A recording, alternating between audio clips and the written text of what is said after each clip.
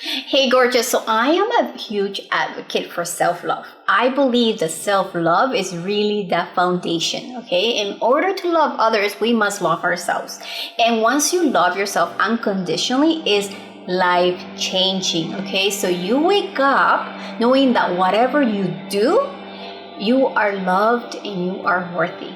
And that just changes the game from the get-go. Okay, so if you want to learn how to love yourself unconditionally, stay tuned.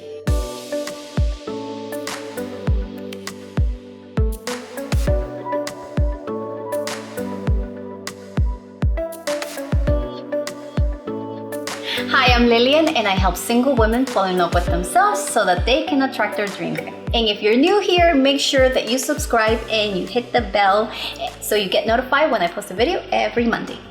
Okay, so let's define self-love first. Okay, so self-love is really you being your own best friend.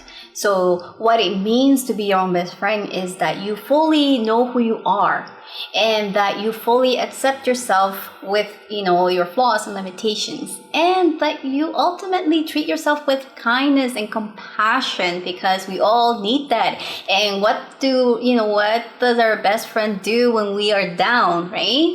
She or he lifts us up. They take care of us, and they never judge. They're there for us, and they listen, and they want to get to know us, right? They want to get to know what we like. Those are like a meaningful friend, and that's what we need to create, is a meaningful friend with ourselves. I would highly recommend that you come up with your own definition of what self-love means to you. And to me, it is, a meaningful, loving friend. But to you, come up with your own definition of what that really means, how that feels, how it acts, because that will give you a more clear understanding of what you really need in order to feel loved and worthy. Okay, so how do you unconditionally love yourself?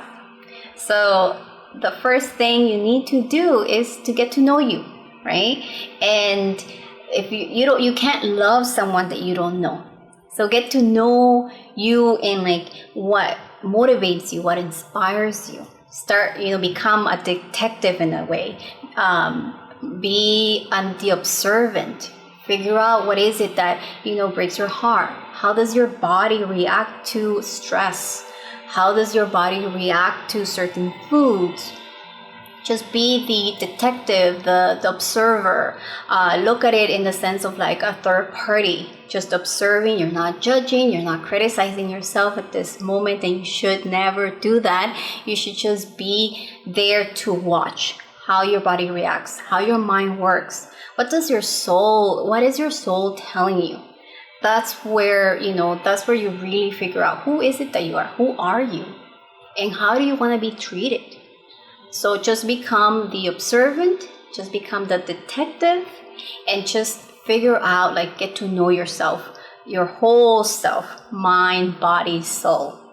In order to love ourselves unconditionally, we need to accept ourselves for who we are.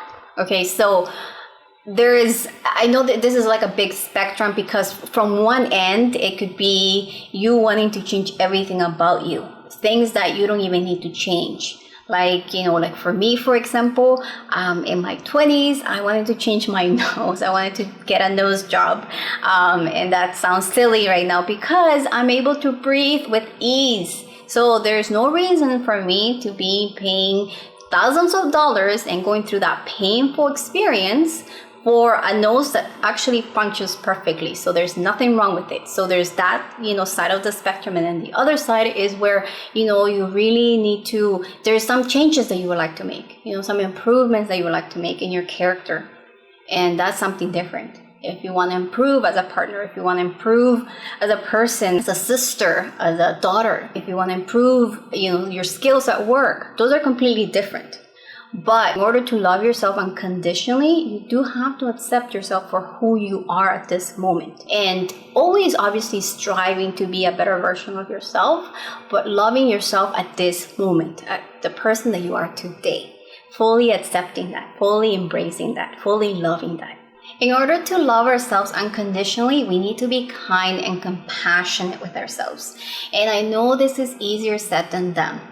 but this is a muscle, this is a practice. So a muscle that you need to flex, right? Just like when you work out, you need to work out, throughout the week, 3 times a week, 4 times a week. I don't know how many times you work out. I work out 3 times a week.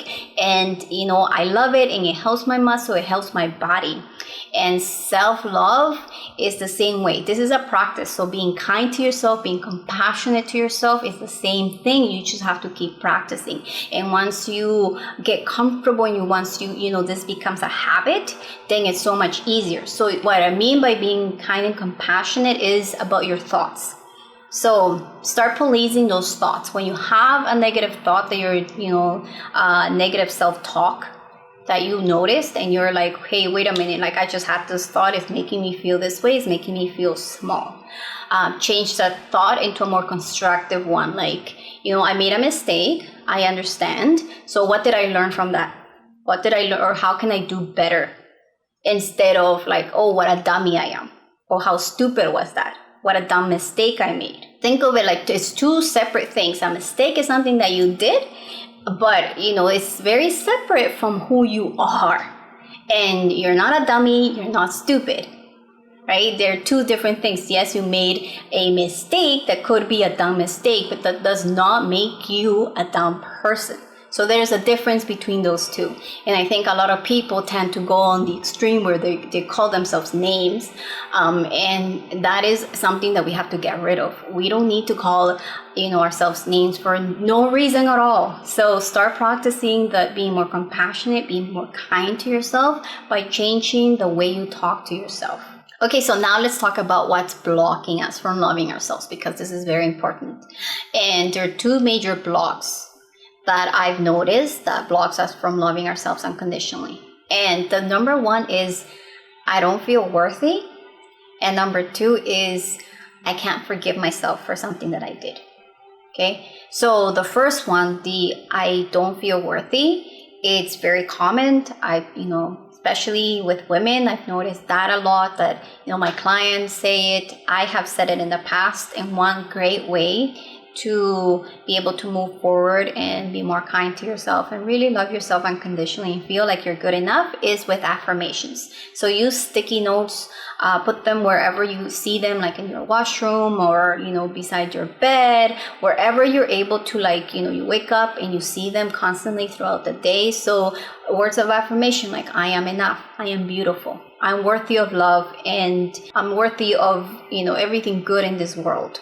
So any of those will really help you in, becoming more kind, more compassionate with yourself, because you are loved, you are worthy. It's not that you deserve it, you are there. So, and then the second one, like I said, is, forgiving yourself for a mistake that you did.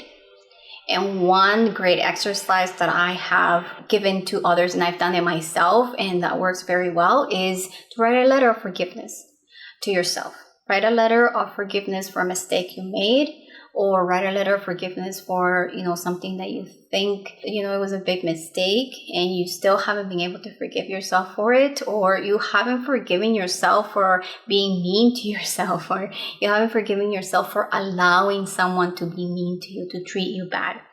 I would highly recommend that you write yourself a letter of forgiveness. So those 2 things, words of affirmation are amazing. They work magic. And the forgiveness letter. So I would highly recommend that you try those out. Okay, so I have mentioned 2 of the major blocks that I have seen that women tend to have when it comes to loving ourselves unconditionally, that's blocking us from loving ourselves unconditionally. But you may have other ones. So I would recommend that you do a list of any prerequisites that you may have or preconditions that you have in order to love yourself unconditionally. What are those and where do they come from? It could be from your childhood parents. Normally that's what happens, from a teacher, or an experience that you went through that has made you think that you are unworthy of love. And so make sure that you do this last exercise of figuring out what conditions, prerequisites that you may have that's blocking you from fully loving yourself unconditionally, because I can honestly say that loving myself unconditionally has helped me in every area of my life. When it comes to, not only like taking care of my body, my soul, my mind, everything, but also with my partner, being able to attract the right guy and being able to really nurture that relationship the right way. Because, the other person is a reflection of you. It's a mirror to who you are. And it has helped me so much to love myself and really take care of, the relationship that I have with myself in order to have a better relationship with him. And obviously with family, with friends, with coworkers, anyone that I relate to, that I am in a relationship with, that, it has created a way of me really feeling happy with the relationships that I have, because I'm happy with the relationship that I have with myself. And so that makes me also less critical, less judgmental with others. And so I feel very accepting of others. And that is because I'm very loving and accepting of myself. And it makes a big difference. Thank you for watching. If you like this video, please make sure that you like it below. And don't forget to subscribe to my channel and share it with your friends. Any single ladies out there that you may, be friends with, share these videos with them. Okay, till the next one. Bye.